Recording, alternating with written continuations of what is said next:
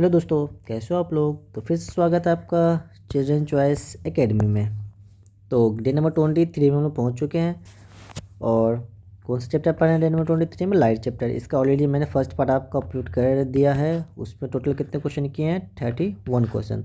तो आज आपका लाइट का सेकेंड पार्ट है। तो इसमें हम 31 से लेके 60 नंबर तक क्वेश्चन करेंगे। तो जैसा कि आपको पता है कि लाइट आपका कौन सा पार्ट है? फिजिक्स, केमिस्ट्री या बायो। तो ये आपका फिजिक्स का पार्ट है और ये चैप्टर नंबर 13 है अकॉर्डिंग टू न्यू एनसीईआरटी। तो और जो प्रिपरेशन हो रही है इसमें क्या हो रहा है आपका? मास्टरिंग एनसीईआरटी सीरीज जो चल रहा है, इसके लिए किसके लिए चल रहा है? ये एएमयू एंड जीएमआई के लिए। इससे मैं आपको 9th के लिए तैयारी करवा रहा हूँ। आई होप कि आपको हर क्वेश्चन मज़ा आ रहा होगा पढ़ने में, है ना। समझने में मज़ा आ रहा होगा, पढ़ने में मज़ा आ रहा होगा। और आपको करना क्या होता है? अब एनसीईआरटी पढ़िए सबसे पहले। एनसीईआरटी पढ़ने के बाद देखो, सबसे पहले आपको करने का स्ट्रेटजी देख लो कैसे पढ़ना है अब लास्ट समय में। तो सबसे पहले आप एनसीईआरटी पढ़ो। उसके बाद आप मेरा लेक्चर अटेंड करो। मैं आपको टोटल 30 लेक्चर प्रोवाइड करूँगा। टोटल 30 लेक्चर दूंगा मैं आपको, ठीक है। 30 लेक्चर में आपका टोटल एनसीईआरटी का मतलब साइंस का जो आप रिसेंट जो चैप्टर हैं आपका, सारे के सारे चैप्टर कवर हो जाएंगे 30 लेक्चर में, ठीक। तो अगर ये आप चाहो तो कितने 5 से 10 घंटे का टोटल होगा। बहुत ज़्यादा होगा तो 10 घंटा मोर देन इनफ होता है। एनसीईआरटी पढ़िए और एक बार ये सारे लेक्चर ज़रूर देखिए आप। उसके बाद आपको क्या करना होता है? पीवाईक्यू सॉल्व करना है। पीवाईक्यू अगर आपके सारे के सारे बन गए हैं तो मतलब कि आपकी तैयारी बहुत अच्छी चल रही है। अगर आप एक भी पीवाईक्यू दिक्कत है, एक भी गलत है, तो आप इसको इस साइकिल को रिपीट जरूर करें, है ना। तो मैं आपके लिए पीवाईक्यू का भी सीरीज़ लेकर आने वाला हूँ, बहुत जल्दी आएगा। जैसे ही लेक्चर आपका ये चैप्टर कंप्लीट हो जाएगा मतलब ये सीरीज़, तो मैं आपके लिए पीवाईक्यू लेकर आऊँगा। और आपके लिए मैं वन शॉट भी लेकर आऊँगा, है ना। वन शॉट हर चैप्टर का एक लेक्चर में एक चैप्टर आपको पढ़ाऊँगा 1 घंटे या 1 से 1.5 घंटे के अंदर में। और वो लेक्चर आपके लिए बहुत ही ज़्यादा बेनिफिशियल होगा, ठीक है। बूस्टर लेक्चर होगा आपके प्रिपरेशन के लिए। आप उसका वेट करें। तो उसके लिए आपको क्या करना है कि आपको चैनल को सब्सक्राइब करना है, ताकि आपके पास नोटिफिकेशन पहुंच जाए। जब भी मैं अपलोड करूँ, पीवाईक्यू भी अपलोड करूँगा तो वो भी नोटिफिकेशन आ जाएगा और वन शॉट भी आपको नोटिफिकेशन आ जाएगा। इसलिए आपको क्या करें? सबसे पहले सब्सक्राइब करें और सब्सक्राइब करने के बाद नोटिफिकेशन को जरूर है ना, ज़रूर आपको दबाना है, ठीक है। वीडियो अगर आपको अच्छा लगता हो तो आप इसे लाइक, शेयर एंड सब्सक्राइब जरूर करें। चलिए तो फिर आज का क्वेश्चन देखते हैं। 32 क्या कह रहा है? The concave lens is also called. देखो, कनकेव लेंस को हम दूसरा किस नाम से जानते हैं? कनकेव लेंस को हम दूसरा कन्वर्जिंग लेंस बोलते हैं। और डाइवर्जिंग लेंस किसको बोलते हैं? कॉन्वेक्स कॉनकेव को हम डाइवर्जिंग बोलते हैं और कॉन्वेक्स को हम कन्वर्जिंग बोलते हैं। वेक्स है ना, देखो कॉन्वेक्स कन्वर्जिंग। वी से वी याद कर लो, वी से वी याद कर लो। 33 क्या कह रहा है? The concave lens is used for. देखो, हमने कल बीमारी के नाम पर आपको बताए थे कि मायोपिया, हाइपरमाइट्रोपिया एंड एस्टिग्मा कॉन्ट्रैक्ट। इसमें हमने आपको बताया था ये बीमारी क्या होता है, कौन सा दूर होता है, कौन सा। देखो, इसमें क्या होता था कि डिस्टेंस को हम, जो दूर वाला ऑब्जेक्ट है उसको हम देख सकते थे लेकिन नज़दीक वाला नहीं देख सकते थे। इसमें क्या था कि हम नज़दीक वाले को इजीली देख सकते थे और दूर वाले को नहीं देख सकते थे। तो और आप मैंने आपको ये बताया इसको करेक्ट कौन कौन सा, किस में कौन सा लेंस लगता है, ये भी बताया था आपको। तो कॉन्केव जो लेंस था वो किसके केस में यूज होता है बताओ? ये आपका होता है मायोपिया के केस में, कॉन्केव लेंस। और हाइपरमेट्रोपिया में कौन सा लेंस आपको यूज होता है? कॉन्वेक्स, है ना, कॉन्वेक्स लेंस लगा दो भाई, है ना, कॉन्वेक्स लेंस। और एस्टिग्मेटिज्म में कौन सा होता है? सिलेंड्रिकल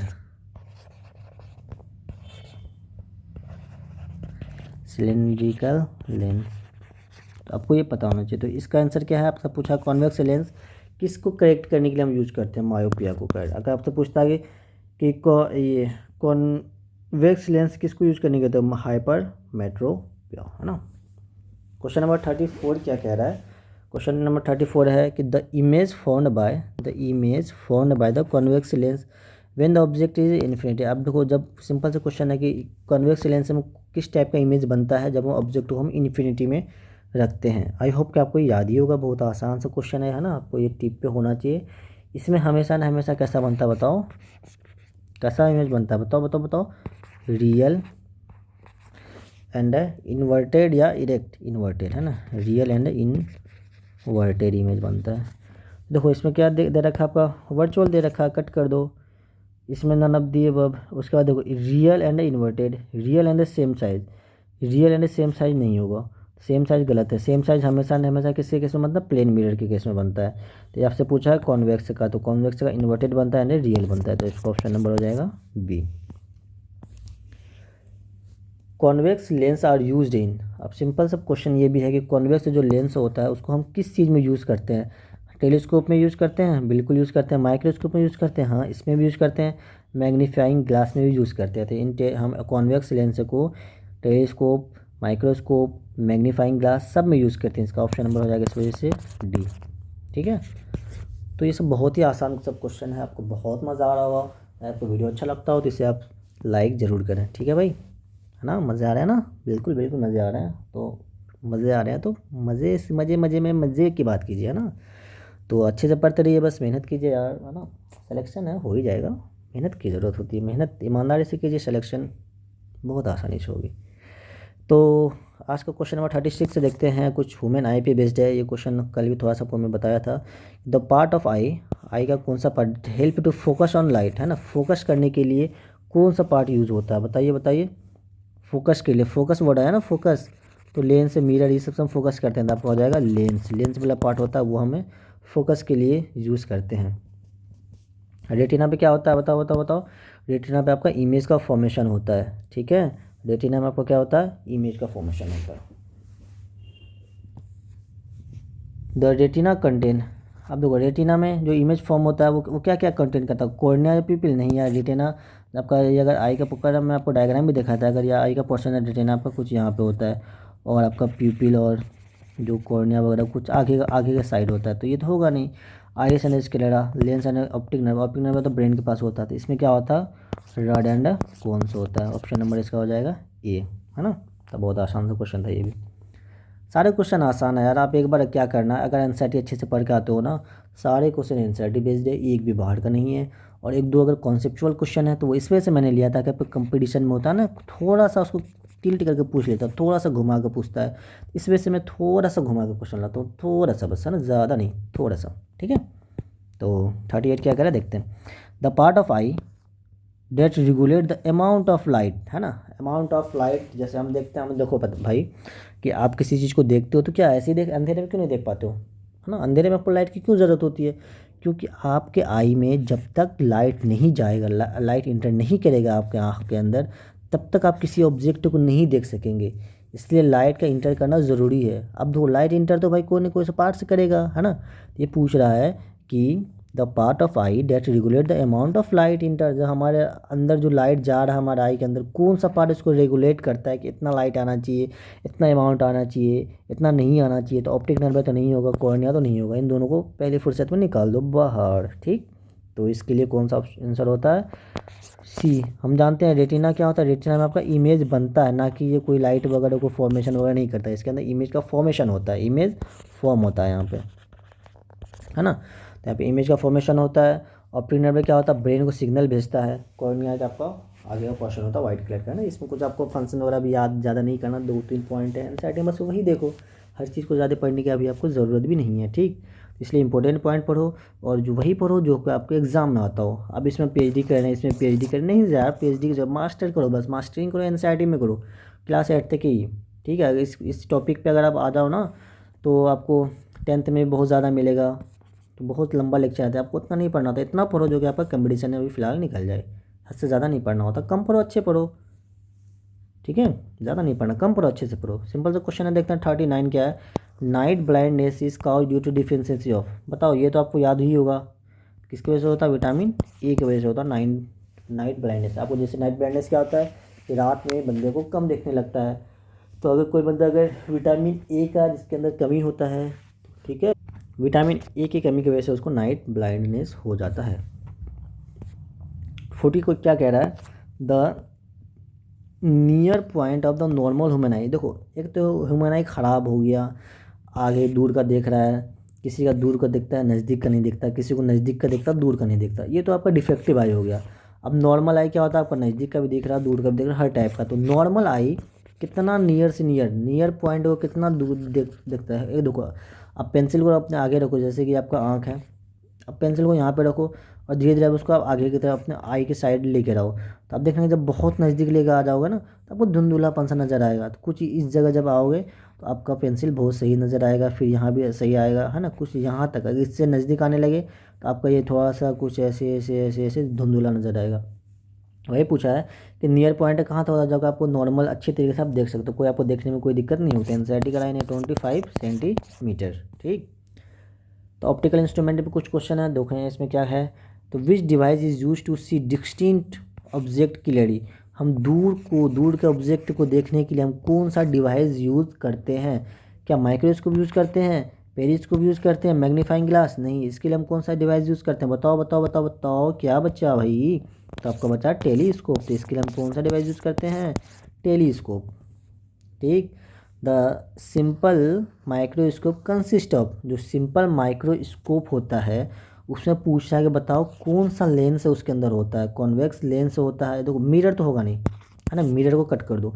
कोई माइक्रोस्कोप वगैरह में लेंस से यूज़ किया जाता है, मिरर नहीं होता, मिरर को सबसे पहली फुर्सत में कट कीजिए। अब दो हमारे पास लेंस बचे, कॉन्वेक्स या कॉनकेव। तो जो सिंपल माइक्रोस्कोप होता है उसमें कौन सा लेंस जो होता है, कॉन्वेक्स, कॉन्वेक्स लेंस, है ना, मिरर नहीं, लेंस, लेंस पे ध्यान देना है।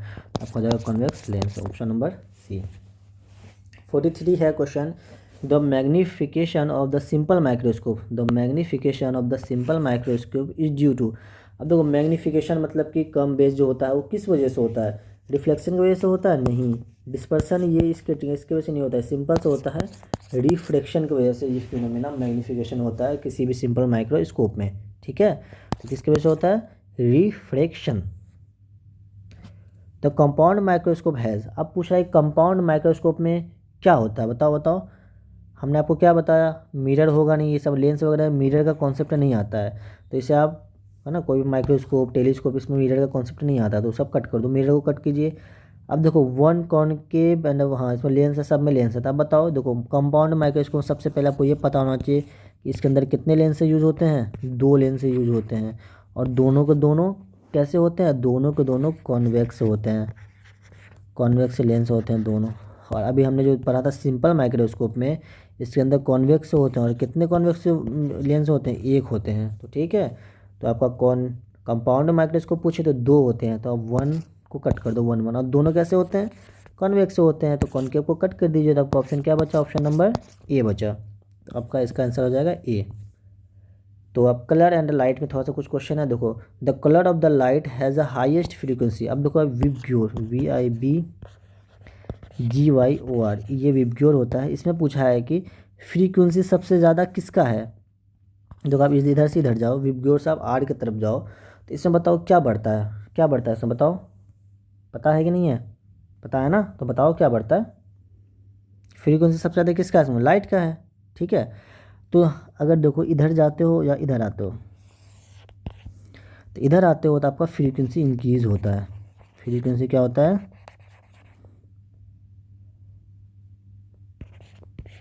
इंक्रीज़।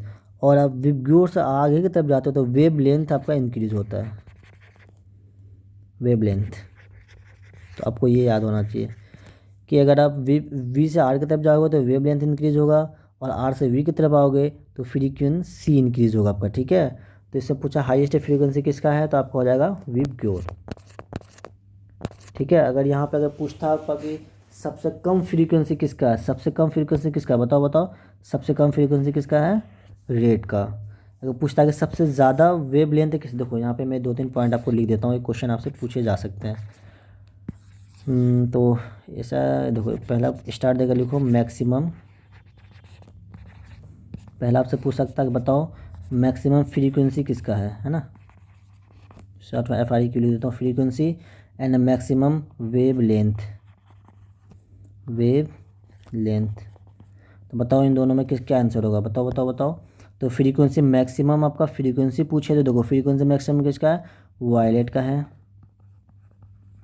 और आपसे अगर पूछ ले मैक्सिमम वेव लेंथ किसका है, बताओ मैक्सिमम वेव लेंथ किसका है, कौन सा कलर का होता है, रेड कलर का है। एक तो आपका मैक्सिमम का क्वेश्चन पूछ सकता है, दूसरा आपका मिनिमम का क्वेश्चन पूछ सकता है, मिनिमम। इसमें आपको पूछेगा बताओ मिनिमम फ्रीक्वेंसी किसका है, तो और आपसे पूछेगा मिनिमम वेव लेंथ किसका है। तो इसमें भी आपको ऑप्शन आंसर क्या देना है, तो मिनिमम फ्रीक्वेंसी, मिनिमम फ्रीक्वेंसी किसका है बताओ। देखो इधर से इधर आते हो, आर से वी की तरफ आते हो तो फ्रीक्वेंसी बढ़ रहा है, तो स्टार्टिंग सबसे कम किसका है, तो रेड कलर का होता है। रेड कलर का सबसे कम फ्रीक्वेंसी होता है। और आपका सबसे ज़्यादा वेवलेंथ किसका है बताओ, रेड का। तो आपसे क्या पूछा, मिनिमम वेवलेंथ, मिनिमम वेवलेंथ किसका है, वायलेट का। आपको ये 4 क्वेश्चन पता होना चाहिए, कुछ भी इसमें से पूछा जा सकता है, ठीक है ना। द प्राइमरी 46 क्वेश्चन कह रहा है the primary colour of light are. The primary colour of light क्या होता है, मेनली जो कलर को होता है, मेन हम किसको किसको मानते हैं, तो हम जानते हैं red green and blue. Red green and blue देखो इसको कौन कौन होता है, रेड ग्रीन एंड ब्लू। तो रेड ग्रीन ब्लू खोजो, red green blue, red yellow, red white, green yellow, तो रेड ग्रीन एंड ब्लू। तो ऑप्शन नंबर इसका हो जाएगा ए। तो ये आपको पता होना चाहिए ना, प्राइमरी कलर आपका कौन सा है किसी भी लाइट का, तो red green and blue. 47 question number क्या कह रहा है, a red object appear red because. तो रेड ऑब्जेक्ट रेड क्यों क्यों दिखता है भाई, क्यों दिखता है, वो येलो क्यों नहीं दिखता है, वो ब्लू क्यों नहीं दिखता है, क्या वो it absorb red colour, it absorb all colour except red, it emit the red light, क्या उससे रेड लाइट निकलता है इस वजह से, नहीं उससे नहीं निकलता, रिफ्लेक्ट नहीं, इट ऑब्जॉर्व रेड नहीं, वो ऑब्जॉर्व नहीं करता। ये देखो बच्चे इसमें क्या करते हैं ना कि रेड कलर कोई पूछता क्यों दिखता है, उसको लगता है भाई ये जो ऑब्जेक्ट है ये क्या किया कि सारा रेड कलर को ऑब्जॉर्व कर लिया है इसलिए हमें रेड दिखता है, नहीं ऐसा कॉन्सेप्ट नहीं होता है। It absorb all colour except red, वो एक्स रेड को नहीं ऑब्जॉर्व करता, बाकी जितने भी वीडियो में जितने भी कलर आए हैं वो सबको उसने ऑब्जॉर्व किया, लेकिन एक्सेप्ट रेड, रेड को ऑब्जॉर्व नहीं करता है। इस वजह से हमें वो कलर ऑब्जेक्ट कैसा नज़र आता है, रेड कलर। ठीक है, अगर पूछेगा येलो क्यों दिखता है तो उसने येलो को ऑब्जॉर्व नहीं करता, कोई सा भी कलर जिसको ऑब्जर्व नहीं करेगा वो कलर हमें दिखेगा। ठीक है ना, गुड बॉय, समझ में आ गया, गुड। अब देखो क्वेश्चन नंबर 48 क्या कह रहा है, the process of mixing of different colour of light is called. जब हमारा बहुत सारा कलर एक साथ मिक्स होता है तो उसको हम क्या बोलते हैं, डिस्पर्जन। हम ऑलरेडी कल आपको डिस्कस कर चुके थे, तो डिस्पर्जन से ऐसा कुछ नहीं था, स्केटिंग वैसा ही। डिस्पर्सन क्या था कि कलर ब्रेक होता था ना, एक कलर ऐसे आ रहा था और वो आपका 7 कलर में आपका कुछ ब्रेक हो रहा था। स्केचिंग में क्या हो रहा था कि एक लाइट आके वो आपका बहुत सारा स्केचिंग ऑफ लाइट में ऐसे हो रहा था कुछ फिनोमेना। तो इसमें बताओ मिक्सिंग अप क्या एडिटिव होगा या सब्ट्रैक्टिव होगा, तो ये आपका कैसा होगा, ऐड होना, मिक्स हो रहा है। मिक्स हो रहा है मतलब कि एक इधर से आया इधर से आया इधर से आया, ये सब के क्या हो रहा है, ये सब क्या हो रहा है आपस में मिक्स हो रहे हैं। तो मिक्स मतलब कि बढ़ रहा मतलब ऐड हो रहा, तो एडिटिव ऐसे मतलब एक याद करने का तरीका है, ये आपका एडिटिव हो जाएगा। तो ऑप्शन नंबर आपका हो जाएगा सी। ठीक है, समझ में आया ना, गुड बॉय। 49 क्वेश्चन क्या कह रहा है, चलिए देखते हैं इसे फिर। इतना देख लें तो इसे भी देख ही लेते हैं भाई, क्या दिक्कत है ना, इतना मराज है, देखते चलो। तो optical fibre work on the principle of, जो ऑप्टिकल फाइबर होता है वो कौन से प्रिंसिपल पे वर्क करता है, रिफ्लेक्शन पे वर्क करता है या रिफ्रैक्शन पे या टोटल इंटरनल रिफ्लेक्शन या डिस्पर्जन। तो ये सिंपल सा ये कि आपको याद होना चाहिए TIR, मतलब कि टोटल इंटरनल रिफ्लेक्शन। इसको शॉर्ट में आपको ये भी लिखा सकता है TIR। तो ये जो ऑप्टिक फाइबर होता है एक कौन सी प्रिंसिपल पे वर्क करता है, टोटल इंटरनल रिफ्लेक्शन पे। ठीक, तो चलिए देखते हैं क्वेश्चन नंबर 50 क्या कह रहा है, the rear view mirror in vehicles are. देखो कल इसको हम ऑलरेडी कल बताए थे ना, क्या बताए थे कल, 50 नंबर का बताओ, कौन सा मिरर यूज़ करते हैं, मिरर आईना के जो व्हीकल्स वगैरह का जो मिरर होता है उसमें हम क्या बताए थे आपको, कॉनकेव। ये देखो प्लेन तो इसको हटा दो, तो कल का रिपीट हो चुका है ये क्वेश्चन। तो चलिए क्या बताए थे कल हम, कॉन्वेक्स मिरर बताए थे। क्या बताए थे आपका कि व्हीकल से क्वेश्चन आया अगर, तो इसमें आपसे 2 क्वेश्चन पूछा जा सकता है। एक तो आपका पूछेगा इस बताओ इसका मिरर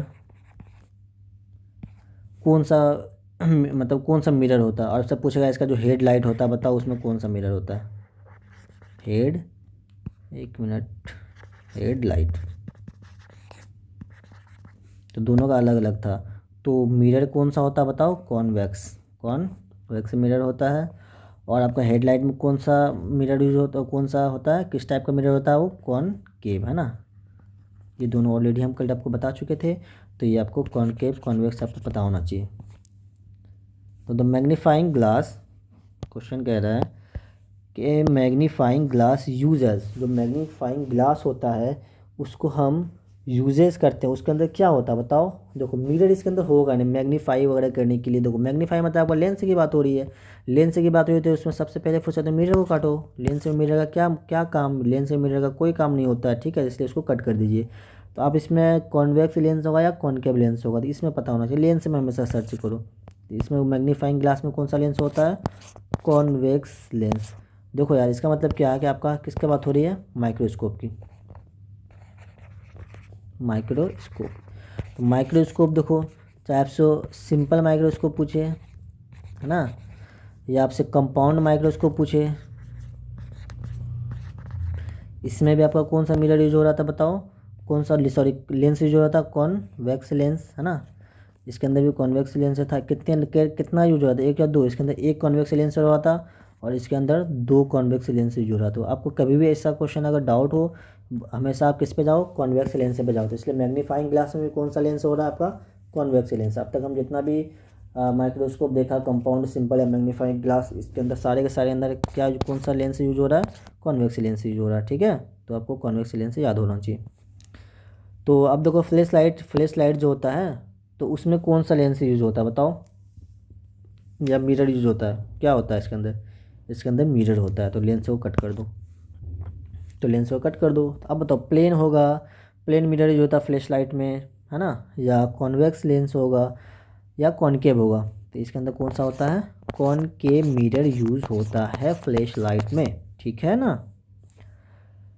अब देखो क्वेश्चन नंबर 53 क्या कह रहा है, the persistence of vision in the human I last for NCERT का लाइन है। बताओ क्या क्या था कि अगर आप देखो किसी ऑब्जेक्टिव से, मतलब कि आप सपोज़ कि बाइक से जा रहे हो है ना, बाइक से जा रहे हो, यहाँ पे बहुत स्पीड, ये रोड है बहुत फास्ट आप निकल रहे हो। अब जैसे निकले तो यहाँ पे आपको कुछ ऑब्जेक्ट नजर आया, कुछ पेड़, सॉरी यहाँ पे कुछ समझो पेड़ नज़र आया, कोई ग्रीन कलर लेते हैं भाई, ये देखो कुछ छोटा सा मैं ऐसा कुछ पेड़ बनाता हूँ, ये पेड़ बनाए।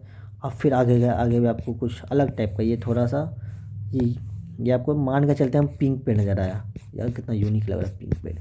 फिर समझ में आया, आगे गए फिर देखे वाइट पेड़ नज़र आया, अरे भाई क्या गजब पेड़ है, ठीक है। तो अब देखो यहाँ जा रहे हो आप इधर से, अब बहुत फास्ट में जा रहे हो, बहुत ही स्पीड में जा रहे हो इधर है ना, जाते जा रहे हो जाते जा रहे हो।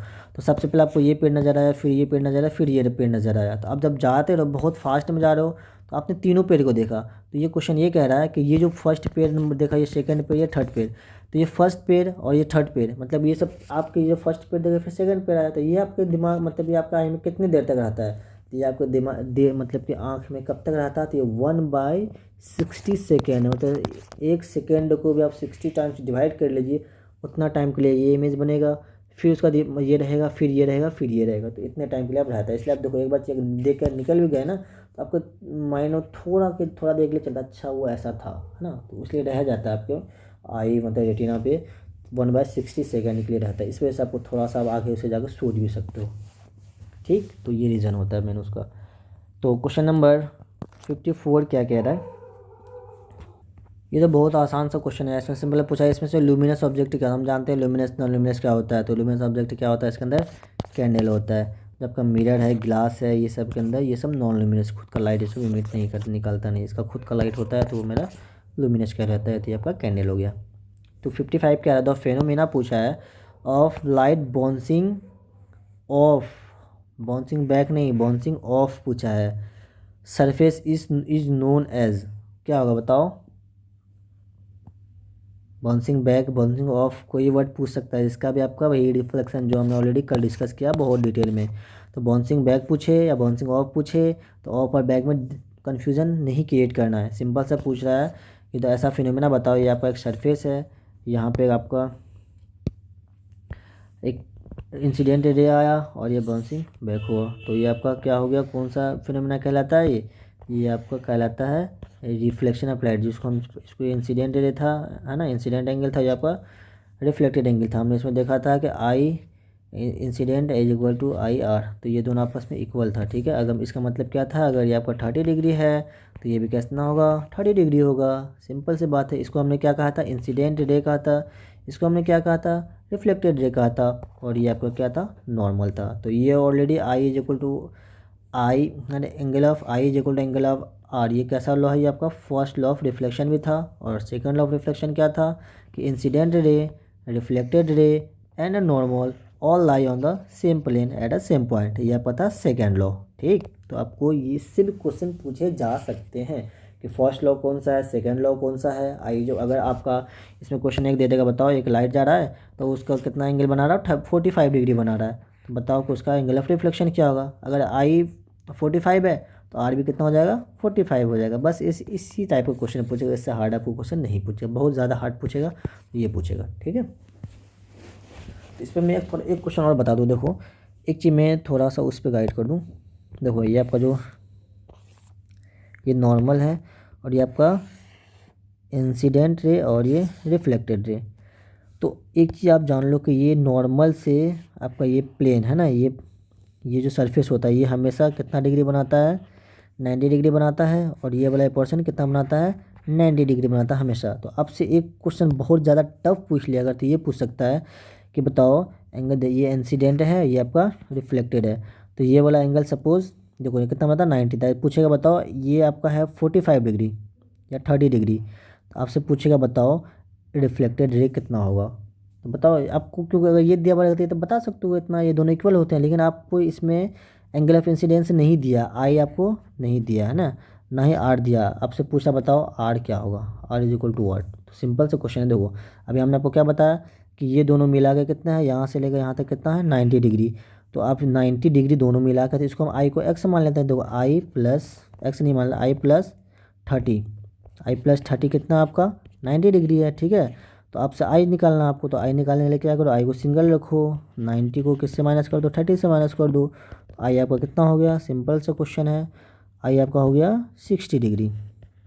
तो अगर आई आपका 60 है तो आर भी कितना हो जाएगा, आर भी आपका हो जाएगा 60 डिग्री। तो बहुत ज़्यादा अगर टफ क्वेश्चन पूछेगा तो इस लेवल का पूछेगा, इससे ज़्यादा आपको इस चैप्टर से टफ क्वेश्चन नहीं आ सकता, मेरी गारंटी है इस चीज़ की। ठीक है, तो देखते हैं आज का क्वेश्चन नंबर 56 क्या कह रहा है। The optical instrument use by a doctor, है ना, डॉक्टर टू एग्जामिन आई। तो कौन सा ऑप्टिकल इंस्ट्रूमेंट यूज़ करता है डॉक्टर आई को एग्जामिन करने के लिए, तो कौन सा यूज़ करता है, सिंपल से बताओ। पेरिस्कोप यूज़ करके क्या करेगा, माइक्रोस्कोप, टेलीस्कोप, इसे क्यों यूज करेगा भाई वो। ऑप्शन नंबर आपका सी, ऑप्थेलो मैक्सोप, है ना। 57 क्या कह रहा है, विच पार्ट ऑफ ह्यूमन आई, क्या है, which part of human I act like a camera lens. कौन सा पार्ट हमारा ह्यूमन आई का होता है जो कि कैमरा लेंस से कहता है। देखो लेंस वर्ड है ना, लेंस लगा दो और आगे बढ़ो। ठीक है, ज़्यादा टेंशन नहीं लेना, आगे बढ़ जाइए। बहुत ही आसान सा क्वेश्चन था भाई, मेरी जान ये है ना।